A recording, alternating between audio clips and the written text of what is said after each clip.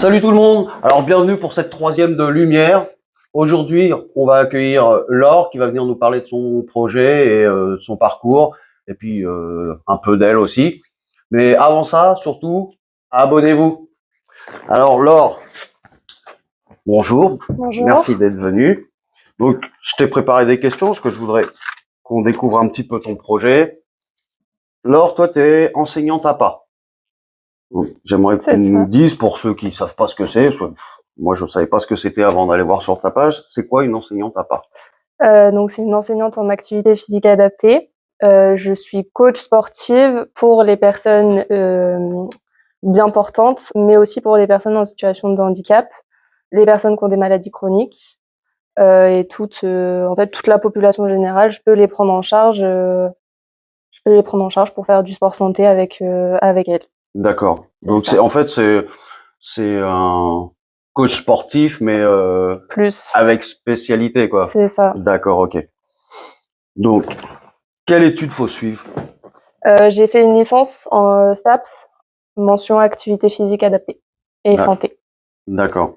Voilà. Ça, c'est combien de temps 3 ans, une licence de 3 ans. J'aurais pu faire un master, mais j'ai pas voulu le faire parce que je me sentais pas de le faire.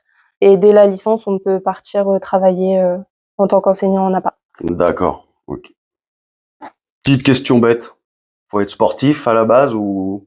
Bah, déjà, en étant sportif, on connaît un petit peu, les bases du sport, on connaît, les bases de «l'activité physique» entre guillemets, mais on peut tout apprendre sur le tas, pendant la licence. Ouais. Mais c'est vrai que si on est sportif déjà de base, c'est un peu un métier passion, on va dire, parce que C'est le ouais, c'est. sport, c'est Et pas puis donné à d'ailleurs, tout le c'est monde la non passion plus. du sport qui t'amène C'est ça, à, à te diriger vers ce c'est ça, cursus, quoi. même si à la base, c'était pas mon premier choix. Et toi, quel sport tu as pratiqué ou tu pratiques encore, personnellement? Aujourd'hui, je pratique l'aviron en D'accord. compétition. J'ai fait donc déjà 8 ans d'aviron, j'ai arrêté pendant 3 ans pour faire de la force athlétique, donc c'est de la musculation. Et avant, j'ai fait 8 ans d'équitation aussi et de la danse et de l'athlétisme et Baigné dans le tout sport ça, quoi. déjà. C'est ça. Moi, je te connais depuis que tu as 13 ans et déjà, tu étais à Mmh, fond dans le sport, dans la compétition c'est déjà. ça. Quels sont les différents ateliers que tu proposes dans ton Alors, projet? c'est pas des ateliers, D'accord. je propose des programmes d'activité physique. Donc j'ai une offre principale, plutôt pour les femmes en situation de surpoids ou d'obésité ou qui ont des douleurs chroniques et je leur propose donc, des séances de sport santé à leur domicile, 2 fois par semaine. Voilà et on fait, du renforcement musculaire, on peut Et tout faire de la ça, danse, de la c'est marche. adapté en fonction des C'est capacités et ça, des besoins de la exactement. personne. Je les contacte, on s'appelle pour que je puisse voir leurs besoins, si elles ont des maladies, des douleurs, tout ça. On prend contact et puis moi, je vois si je peux travailler avec elles, si je peux leur apporter quelque chose. Si je peux leur apporter quelque chose et bah, voilà, je leur dis: «Bah, on peut faire ça, ça, ça» et puis, heu et puis ensuite je mets en place, le programme si elles acceptent de travailler avec moi. D'accord. Donc c'est évolutif Voilà. aussi, pareil, quand la personne, par exemple, je sais pas, t'as un élève comme ça où t'as adapté un programme et tu vois, ses capacités augmentent ou tu sais, il évolue, Et bah, tu le retravailles le programme c'est en ça, le fonction de. programme, il évolue en fonction des capacités de la personne. Si les capacités, elles sont plutôt, au milieu, parce qu'il y a des douleurs et cetera et qu'au bout de 3 semaines, les douleurs, elles disparaissent, bah, je vais monter d'un cran forcément les activités qu'on va pouvoir faire. D'accord. T'as un barème là-dessus, t'as créé un barème en fonction des. Non. Tu le fais comme ça. En fait, souvent, j'aime bien travailler par tranche de 3 mois. Au début des 3 mois, le premier jour, je fais des tests physiques, qui me voient moi, je vois à peu près, où est-ce que les personnes, elles se situent et à la fin des 3 mois, à la fin du programme de 3 mois que je leur ai fait faire, je refais un bilan et là, très souvent, bah, les capacités physiques, elles ont augmenté. Et Donc on voit quand même une évolution au bout il y a une des 3 raison pour mois. 3 mois, parce que c'est un temps que j'entends souvent. Tu sais, moi perso, par exemple, quand je fais du sport, souvent, je m'arrête au bout des 3 mois parce que c'est là où je commence à avoir des résultats où tu te rassures un peu, tu dis c'est bon, vais aller me faire un petit McDo et puis Ouais. je vais lever le pied. Ouais, exactement, c'est, au bout des 3 mois, on commence à avoir une belle évolution, même si avant, on peut quand même voir une évolution sur le souffle, sur la force musculaire et cetera. Mais c'est au bout des 3 mois où là, le sport devient une habitude, l'activité physique Ouais. devient une habitude et où on peut voir, les gros progrès que la personne a fait, quoi. Et finalement, c'est là que le mental joue le plus parce que quand on commence à s'auto-rassurer, C'est ça. on est moins dans la, enfin, moi perso, en tout cas, c'était Et quand je dis souvent, 3 mois, les personnes souvent elles sont pas frustrées au bout de 1 mois, voir qu'elles ont pas de résultat parce que je leur ai dit: «Faut attendre 3 mois». ouais. Parce qu'avant, il y a possibilité qu'il y ait pas forcément de résultat en fait, Ouais, ouais, avec tu ce leur qu'elles mets font. déjà C'est ça. un point à atteindre, donc, C'est avant de se dire: «Oh c'est nul, oh j'y arrive pas» et cetera. On attend les 3 mois, on attend le bilan de sortie et puis on voit si ça a augmenté ou pas. et puis là, tu réétalonnes un petit peu. C'est ça. Et s'il y a par exemple, la force du haut du corps, ça a pas augmenté et peut-être que la prochaine étape, ce sera de travailler plus le haut du corps.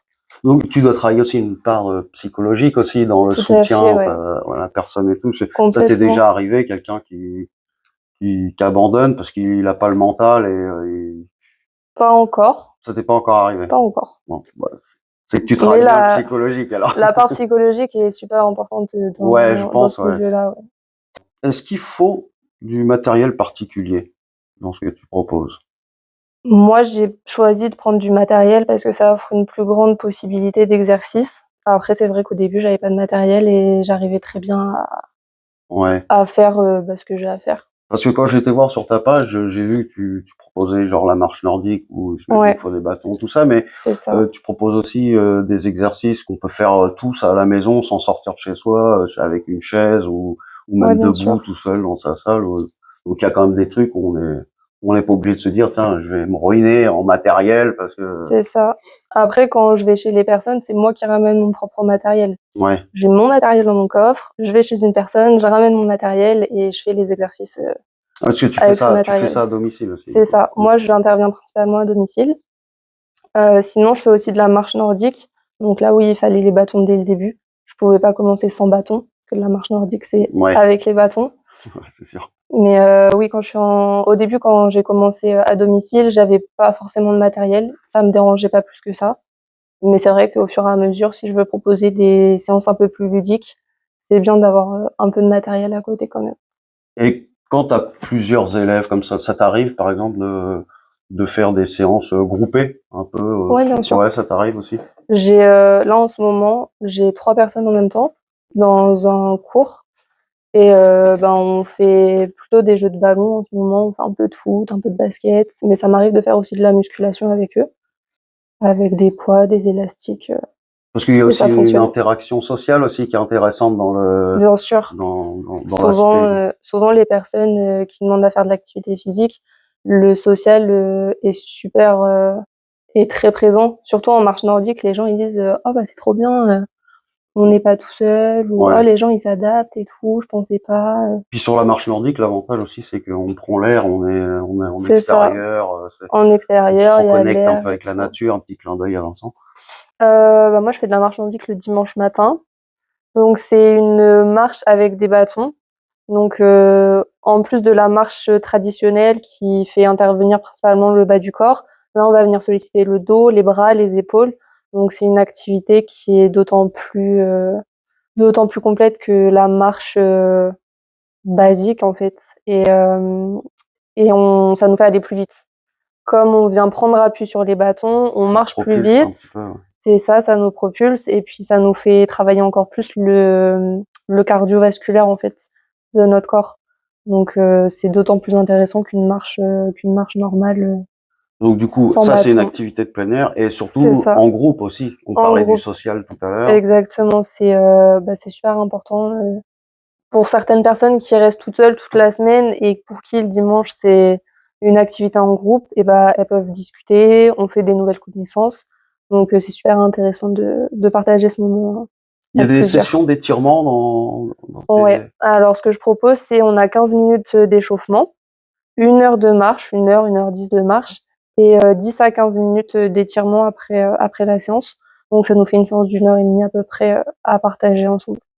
Et en général, en kilomètres, ça fait Entre 4 et 5, je dirais. ouais, Ouais. On s'adapte de toute façon au niveau de tout le monde. Et ouais. s'il y a des gens qui marchent plus vite, et ils font des petits demi-tours et ils attendent ceux qui sont un peu plus longs.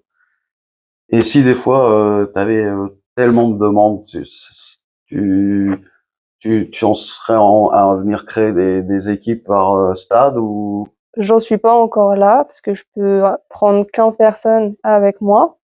Mais si j'avais plus de 15 personnes qui me demandaient, oui, je pense que je ferais un créneau plus rapide pour ceux qui veulent et un créneau moins rapide. Mais ça, je verrai au moment voulu et en discutant avec les gens ce qu'ils préfèrent, s'ils veulent un créneau plus vite, plus lent ou alors juste diviser le groupe en 2 et puis 2 horaires différents et Donc, même et ça, balade. c'est une activité qui demande en matériel les bâtons C'est ça, principalement, que les bâtons.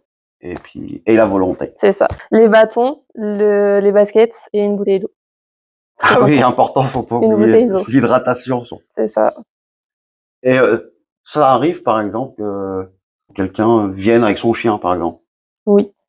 Quand je sais qu'on est sur une voie verte ou qu'on va pas croiser de voiture ou très peu et que la personne qui a son chien sait le gérer, il y a pas de Ouais. Après, il faudrait il y a pas pas que de tout le monde problème. vienne avec son chien, sinon ça C'est deviendrait ça. vite le bazar. Mais Mais une fois de temps en temps, ça dérange pas, quoi. ouais. Quand la marche le permet.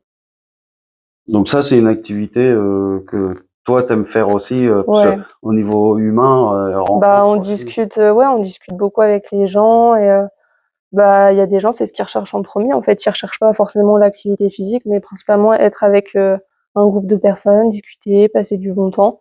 Puis faire de l'activité physique, mais en deuxième temps, quoi. Et pareil dans les lieux, tu varies, forêt, Ouais. plage.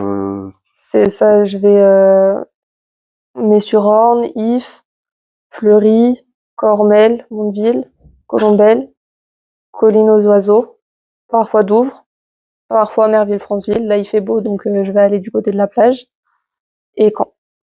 C'est vrai qu'on a de la chance en plus, on a quand même pas C'est mal ça, de sites dans le coin. c'est ça.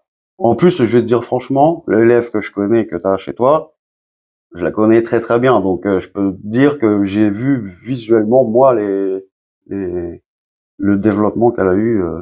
Maintenant, quand elle me botte le cul, je le sens passer, tu vois. À quel âge toi t'as commencé le sport réellement? Quand j'avais 3 ans? Ouais, t'as eu l'impression que ça a toujours fait partie Ouais, de ta vie. ouais, quand j'étais petite, je faisais beaucoup de danse. J'ai commencé par la danse et après, très vite, quand j'étais en grande section, donc 5 ans, 5-6 ans, j'ai ma tante m'a offert, une balade à poney et depuis la balade à poney, ça a été le coup de foudre Ouais, d'accord. et donc Amoureux de la race équidée, quoi. c'est ça.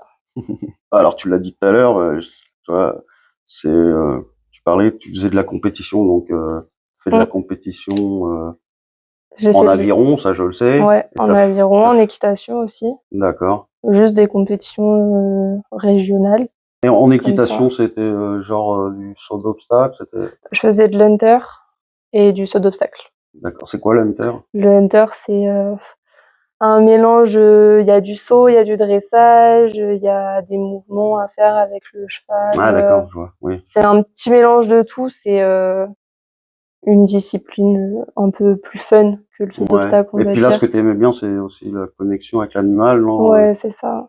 On Bah, dit souvent les chevaux sont des animaux très sensibles et très pertinents en plus. mmh. Je dis ça. Déjà les animaux et moi, c'est Ouais, une ouais. grande histoire d'amour avec les chevaux.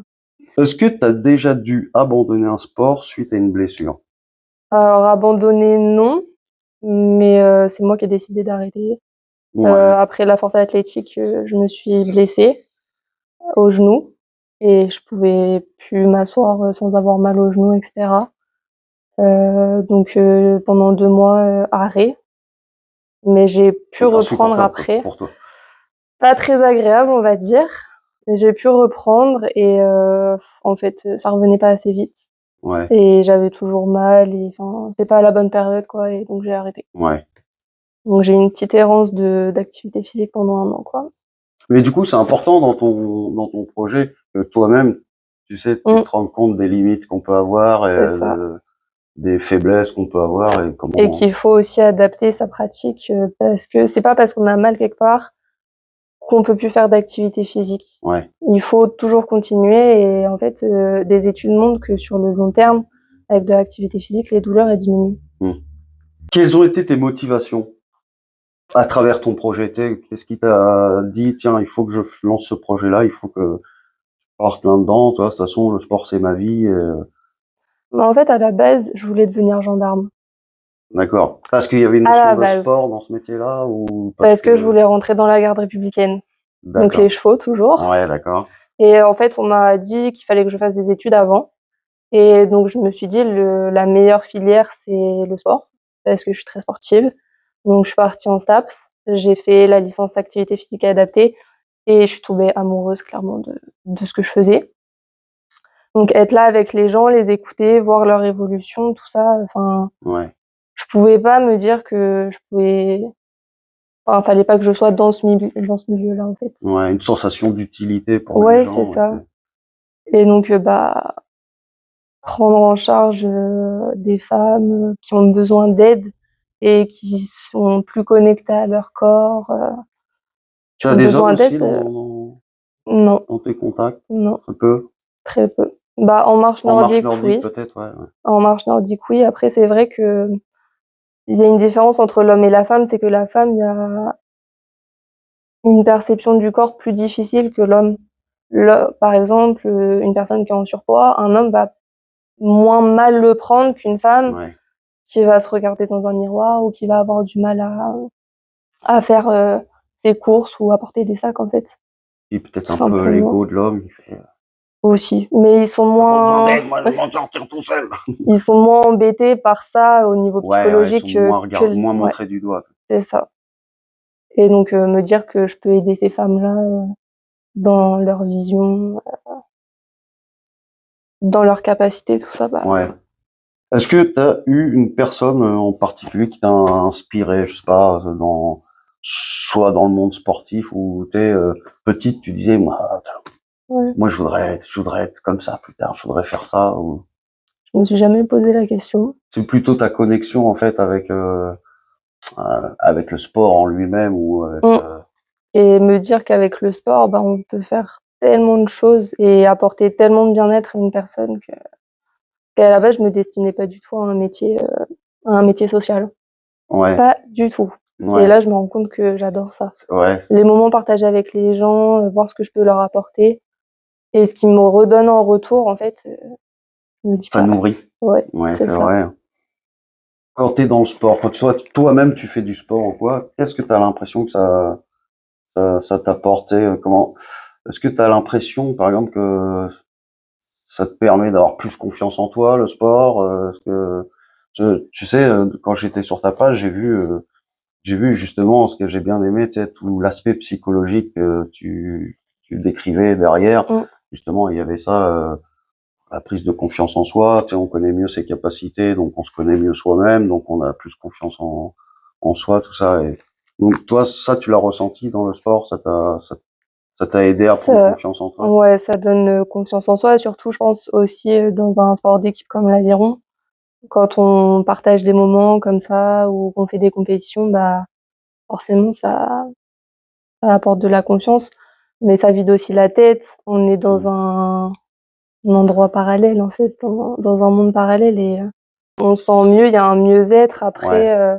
souvent ça après 30 minutes, voire 45 minutes de marche où là déjà le bien-être, voire même avant, ouais. où, bah, l'esprit se vide, on relâche, le stress il diminue et on se sent mieux, en fait, tout simplement, rien qu'avec de la marche. Donc la petite balade en rentrant du boulot là, quand on va promener le chien, C'est ça, c'est plutôt plutôt une bonne idée, quoi. positif, ouais. Est-ce que tu as d'autres passions que le sport? Je fais du crochet en ce moment. Les activités manuelles aussi, c'est Ouais, mais ça reste un truc de concentration aussi, ouais et je vide mon esprit. Tout ce ouais. qu'il y a dedans, bah, en fait, je le fous à côté et puis, on y reviendra plus tard, quoi. Parce que tu sais, quand on dit vider son esprit, c'est Moi, ça m'arrive, par exemple, tu vois, justement, quand je vais promener les pirates, je suis tout seul, j'emmène sur la plage, et tu dis, tu vides ton esprit, et je me dis, soit je suis très con, j'y arrive pas, mais j'arrête pas de penser à plein de trucs, justement, durant cette Ouais. balade, tu sais, alors que, par exemple, tu me mets une feuille, un stylo, je vais dessiner, là, j'ai ce sentiment de, Mm. parce que je suis concentré sur un truc, je pense qu'à ce truc-là, et tout le reste autour Parce qu'on est pense libéré. pas assez à marcher, je pense à se dire comment fonctionne la marche ou quoi, mais c'est vrai que quand on marche, et bah, on va penser à 3000 trucs en même temps. Mais du coup, marcher, bah, ça améliore la concentration, ça améliore aussi notre esprit créatif. Ouais. Donc en fait, je pense que c'est pour ça que notre cerveau, il part un peu dans tous les sens. Mais Ouais. Par contre, c'est vrai que j'ai l'impression que je pense à des trucs, puis tu mm, sais que ça se bouscule, en fait, il y ouais, a plein de trucs qui, je peux penser à, tu sais, je peux partir sur un sujet, puis 2 secondes après, je suis en train de penser à autre c'est chose et ça. tout, tu sais. Mais du coup, pour la création de contenu, parfois, c'est utile. Ouais. On réfléchit et tout, et c'est là que parfois les idées elles viennent. Ouais, je vais continuer, Ouais. alors. De toute façon, j'ai pas le choix, faut bien que je sorte, mon loulou. Bon, alors, je te propose un petit jeu qui va nous permettre de découvrir un peu. Alors, je te fais 2 propositions, tu dois en choisir une. Voiture de sport ou van aménagé? Van aménagé. Talon aiguille ou basket? Basket. Vacances camping ou ascension de l'Everest? Camping. Burger ou salade César? Burger. Il y a pas de mal à se faire Évidemment, du bien. évidemment. Et c'est pour ça, le sport, c'est pour pouvoir après éliminer le burger plaisir. Exactement. Donc, ouais, j'ai fini sur cette dernière question parce que c'était pour t'amener un peu sur l'aspect, t'es formé en tant que diététicienne, c'est ça? Donc, je voulais t'amener un peu OK. à ça. Et est-ce que tu penses que ça, c'est un plus? Ça te démarque un peu Oui, des autres parce que tu oui. peux apporter les bons conseils. Bien sûr, ça me démarque parce qu'on est très peu à allier et la diète et l'activité physique. Et c'est vrai que, bah, c'est pour ça que j'ai voulu faire un BTS diététique, parce que le sport sans l'alimentation, Mmh. bah, on fait pas grand-chose, surtout quand on est en compétition. Donc c'est pour ça, dans le programme activité physique, je propose aux personnes un programme, un suivi diététique aussi, parce que je pense que l'un ne va pas sans l'autre, comme, l'activité physique, la diète ne va pas sans le sommeil, par exemple. Oui, Donc le sommeil, très important, c'est vrai, j'en ai entendu c'est parler ça, aussi. c'est les 3 piliers très importants pour Mais notre en corps. général, on dort, enfin, quand on a une activité physique suffisante, en général, Mmh, le sommeil est de meilleure qualité, bien souvent. aussi, et l'alimentation aussi joue un rôle très important, et dans l'activité physique et dans le sommeil. En fait, ils sont tous, interconnectés, Ouais. les uns aux autres. Mais Donc est-ce que ça veut dire qu'il faut qu'on se prive de tout? ah bah non, bien sûr que non. Le programme, le suivi diététique, que je fais, il y a aucune privation. Ouais. Certainement pas. Parce que s'il y a de la privation, on va tout le temps y penser et on va forcément tomber dedans à un moment donné. Donc Parce que tout psychologiquement, dans ce que je veux dire, mais dans le gras, il y a du bon aussi. Il y a bien cette notion sûr, de plaisir.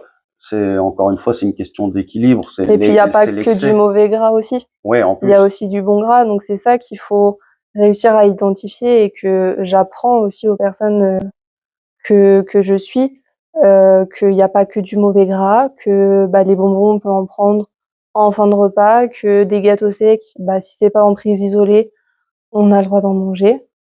C'est voilà, si on mange, mais pas en excès, il y a aucun problème à en manger, quoi. Et tu vois, pour les grands sportifs, donc toi, tu pratiques beaucoup, donc est-ce que ça t'est déjà arrivé, par exemple, tu vois, quand tu parlais de ta blessure où tu as été bloqué pendant 2 mois, cette sensation de manque, tu sais, ou parce que t'as pas ta dose de sport, Oui, tu vois, tu vas être un petit peu ça parce que arrive le sport beaucoup. t'apporte une substance dans ton corps que ton, je vais pas peut-être pas parler d'addiction, mais J'en suis pas à l'addiction du sport, mais ouais, c'est vrai que quand on passe de 5 séances par semaine à aucune et qu'on a du mal à marcher, c'est frustrant. On va c'est parler de ça. frustration plus, C'est d'accord. ça, ouais, carrément. Donc, qu'est-ce qui t'a amené à vouloir élargir avec la diététique, parce que tu t'es dit ça sera un plus? Bah, déjà dans mes études de STAPS, j'avais, un module nutrition, Et que aussi déjà quand je faisais de l'aviron en compétition, on nous a beaucoup dit ce qu'il fallait manger, enfin prioriser à manger pendant les compètes, avant les entraînements, et cetera. Et j'ai fait un service civique à mon club d'aviron sur le thème de la nutrition. Et donc en fait, j'ai pu accentuer mes connaissances et pouvoir aussi les partager aux jeunes du club. Ouais, parce que toi, t'as senti Bah, il y a quelque chose à faire, oui, que ça, évidemment. enfin, ça boostait un petit peu le physique si tu Ouais, faisais attention à ce que tu t'ingérais, surtout quoi. avec l'énergie, en fait. Ouais, Avant une compétition, bah, faut pas qu'on soit trop lourd, faut qu'on emmagasine un maximum d'énergie, que notre digestion, elle soit pas là pendant 4 heures, en fait. ouais, parce que la Ouais, digestion, ça te prend de l'énergie en plus. c'est ça. Donc Donc ouais, il y pas a de McDo plein. avant d'aller courir. Exactement. De toute façon, votre système digestif, il vous remerciera pas pour ça, je sais. Donc, tu disais tout à l'heure, donc c'était ma dernière question. Donc, dans tes programmes, tu t'intègres aussi les notions de conseils diététiques. Pour les personnes qui veulent, parce qu'il y a des personnes qui sont déjà suivies à l'extérieur ou des personnes qui veulent pas tout simplement parce que pour elles, il y a pas d'intérêt à faire ça. Mais pour les personnes qui veulent, je peux faire un suivi diététique en plus du suivi activité physique. Et qu'est-ce que tu penses de, tu sais, on voit, je sais plus comment ça s'appelait, les programmes pour maigrir. Souvent, tu vois même des personnes Weight connues qui Watcher font, ouais, des trucs comme ça. Tu penses qu'il y a une étude scientifique et bienveillante derrière ou c'est vraiment juste commercial, quoi? peut-être, mais en fait, ils prennent pas en compte la personne.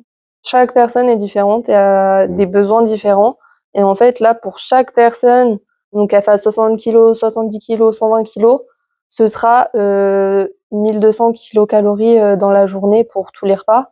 Alors qu'en fait, bah, entre une personne de 60 kilogrammes et de 120 kilogrammes, bah, il y a quand même des besoins différents, quoi. Ouais, Donc sans compter qu'ils connaissent pas l'activité physique non c'est plus de ça, la il y personne. a aucun suivi diététique avec une personne réelle, c'est vraiment que des repas. Donc moi, je vois clairement pas l'intérêt à part priver son corps de nutriments essentiels.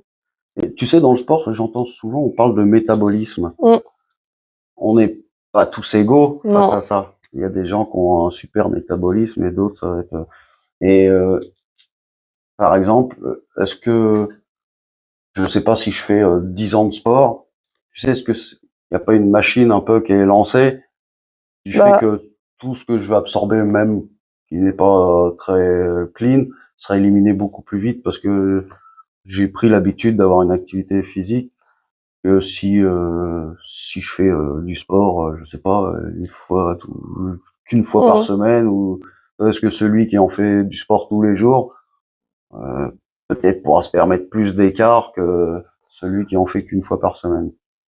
Il y a des études qui sont montrées qui disent qu'un métabolisme lent ou rapide n'a pas forcément beaucoup d'effet sur sur le nombre de kilocalories dont le corps a besoin. C'est en fait plus quand on est sportif, on a beaucoup de muscles et les muscles, ils ont besoin de beaucoup d'énergie, donc ils vont dépenser plus à la journée. Donc évidemment, une personne qui va faire du sport depuis 10 ans, qui va avoir beaucoup de muscles et qui va les entretenir, bah, il va pouvoir, absorber plus d'énergie. Le muscle a besoin de plus d'énergie, par exemple, que la masse graisseuse. D'accord. Donc on va pas j'ai lu une étude récemment qui dit que métabolisme lent ou rapide n'a pas forcément d'impact sur une perte de poids. Mais c'est vrai que, bah, un sportif, il a plus de muscles qu'un non sportif, Parce donc il qu'un va un sportif, forcément faut qu'il ait du gras aussi. aussi oui, Tu sais, bah, quand c'est on quand même voit, par important. exemple, les culturistes qui font de la sèche pour la Mmh, compétition, donc c'est pour une question un peu esthétique, pour que leurs muscles ressortent encore c'est plus. ça. Mais est-ce que c'est bon pour leur corps de faire de la sèche comme ça? Non, pas autant. Après, c'est des personnes qui le font sur, si je dis pas de bêtises, 2 3 mois peut-être Ouais. et qui font pas ça le reste de l'année.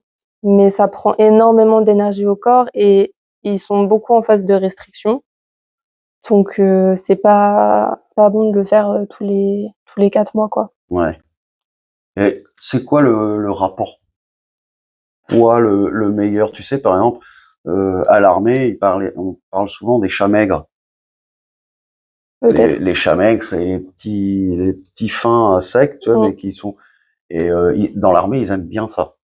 ils aiment bien ça parce que c'est souvent les plus performants parce qu'ils sont légers, ouais, C'est ça. et ils sont beaucoup plus endurants et tout. Et quand ils voient un mec tout stock et tout, on peut être tous impressionnés. Mais dans l'armée, ça les impressionne pas beaucoup parce qu'ils se disent, toi, mon pote, déjà, quand il va falloir courir et crapahuter dans la forêt, Mm. tu vas faire partie des premiers qui tombent. Donc c'est qu'il y a quand même un rapport. Tu sais, j'avais vu aussi cette étude sur. Euh, C'était un mec très musclé qui fait un bras de fer contre un jeune qui est sportif. Tu vois qu'il est sportif Ouais. et tout, mais à côté du gars, il fait ablette. Et en fin de compte, la capacité de l'homme très musclé à produire en boule une puissance, mais sur une courte durée. C'est Ouais. comme, alors que le jeune, tu vois, il a eu suffisamment d'énergie pour contenir ce truc-là, et sur la durée, il avait, et du coup, à grande surprise, tu vois, Mm. le petit jeune qui fait tout frêle à côté, il gagne Ouais. le truc. Donc c'est qu'il y a quand même un équilibre, un rapport Parce qu'en à fait, la maintenir. fibre musculaire n'est pas la même. Il y a plusieurs fibres musculaires, une plutôt endurante, donc on va retrouver en course à pied, en aviron, Ouais. et une plus courte et plus rapide qu'on va retrouver en force max, donc en haltérophilie, en L'idéal, musculation. c'est d'avoir un équilibre entre ces deux-là, du coup. Ça dépend. Pour une personne qui fait que de la course à pied, avoir des fibres courtes plus type force, bah, ça n'a Qui va être plus lourde en plus, pas j'imagine. forcément d'intérêt. Pas forcément, non. Enfin, ça va pas avoir d'intérêt pour la personne qui court d'avoir une force max très élevée en fait, parce que lui veut tenir dans la durée, alors qu'une personne qui fait de l'haltérophilie, lui, on va lui demander sur un effort court de produire son effort. Donc en fait, les fibres plus endurantes, il en a rien à faire. Ouais. Donc non, ça dépend. Il n'y a pas un ratio à avoir plus important que l'autre. Et dans les personnes que tu suis, est-ce qu'il y a aussi un impact, je vais dire peut-être des bêtises, mais osseux, ou tu sais, tu fais du sport, est-ce que tu renforces ton squelette Bien aussi, ou sûr. j'imagine, tu sais, par exemple, quelqu'un qui est en surpoids, souvent les genoux sont un peu fragiles, et Mmh. quand tu t'es renforcé musculairement, tout ça est Bah, déjà, le muscle, il est autour de l'os. Donc, plus on va renforcer le muscle et plus l'os, en fait, il va être, maintenu. ouais, voilà, maintenu. Et puis l'os aussi, il va se renforcer lui-même Mm. avec l'activité physique et avec la nutrition aussi en prenant du calcium, Ouais. bien évidemment. Donc c'est pour ça que toi tu proposes et tu t'adaptes, tu dis tes patients, parce que par exemple l'excès en force, toi, celui qui veut prendre le sport mais qui connaît rien et puis il, il se confronte à des blessures forcément. Mmh. Sans compter l'âge aussi, est-ce que tu sens une différence aussi, tu sais, sur, je sais pas, une personne qui a 40 ans, ça va peut-être être plus difficile ou plus long son adaptation que si tu as une personne de 30 ans, toi. Bah, ça dépend aussi des maladies que les personnes ont. Hein. Parce que souvent, les personnes qui viennent me voir, c'est qu'elles ont une pathologie qui fait qu'elles peuvent plus forcément marcher, il y a un fort essoufflement, ou alors il y a des douleurs constantes dans la journée. Donc, ça dépend. Une personne de 65 ans peut être en meilleure forme parce qu'elle a pas de pathologie qu'une personne de 40 ans qui a une pathologie avec des douleurs chroniques. Et tu penses que l'historique sportif a un impact sur, tu sais, par exemple, je sais pas, quelqu'un qui a fait du sport jeune et a arrêté, Mmh, on dit le corps a de la mémoire. oui, Ça tu le ressens oui, toi, et la personne qui a jamais fait de sport, du coup, c'est comme si elle apprenait tout à zéro. Et c'est ça, exactement. donc du coup, c'est bien d'avoir un œil averti, toi. Et C'est toi, ça, c'est et de bien écouter, de voir comment la personne se débrouille, parce que nous, on peut voir des choses que la personne ne voit pas forcément. oui, Et elle sent des choses, elle va pas forcément nous le dire, et nous, en voyant, on va dire: «Ah bah, tu mal à l'épaule». «Ah bah oui, mais comment tu sais?» ouais, Bah, à la on posture, voit quoi, c'est ouais. ça.